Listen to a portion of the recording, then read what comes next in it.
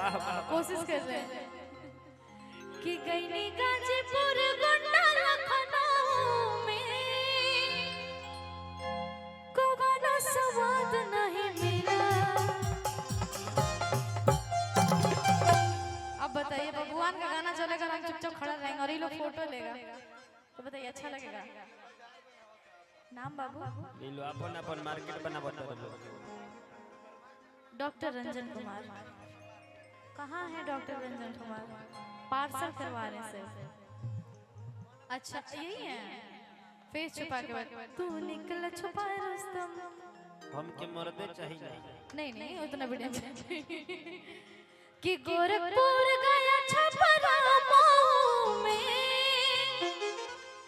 गईनी गाजीपुर गोंडा लखनऊ में कोशिश कर रहे हैं कोवाना स्वाद नहीं मिला।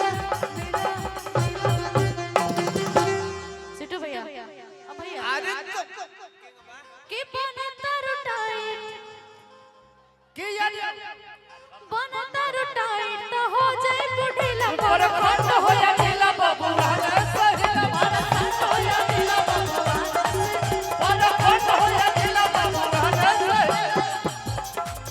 गोरखपुर गया छपरा मऊ में गईनी गाजीपुर गोंडा लखनऊ में गाजीपुर गोंडा लखनऊ में गोरखपुर गया छपरा मऊ में गईनी गाजीपुर गोंडा लखनऊ में कोवाना स्वाद नहीं मिला मिला मिला मिला मिला। सत्य भैया अरे बनता रुटाई तो हो जाई बुढ़ीला पर खंड हो या बबुआ में सहिला पर खंड हो या ढीला बबुआ में सहिला ढीला बबुआ में सहिला पर खंड हो या ढीला बबुआ हमरा जितना याद है हम उतना गा देंगे।